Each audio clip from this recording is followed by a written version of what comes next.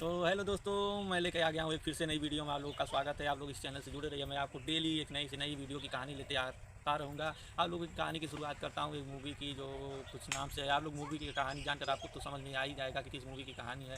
तो आप लोगों की कहानी शुरुआत करता हूँ। कहानी की शुरुआत होती है पहली ही अंत में, यानी कि रॉकी।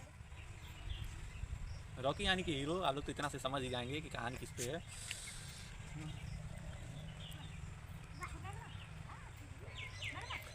यस, यानी कि रॉकी जो गरुड़ ढूंढा होता है उसको पहले ही मार देता है, तो वो एक नया राजा बन जाता है। तो इसमें रॉकी वहाँ से शासक और उसके नाम से पूरे देश में फैला हुआ नाम पूरे देश में फैला चुका था। वह गरीब और मजदूरों का मसीहा था, और गरीबों का मतलब यानी कि गरीबों का मसीहा यानी कि राजा था।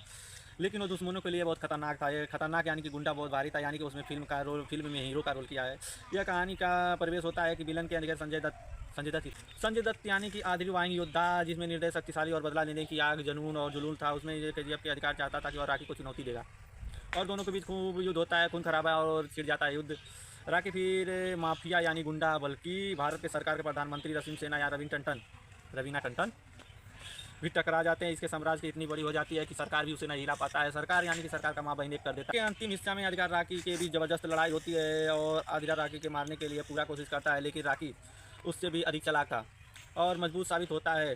आखिर में राखी अपने साम्राज्य का और बड़े बनाने के लिए समुद्र के रास्ते सोना भेजता है, लेकिन सरकार उसकी खोज पकड़ लेती है।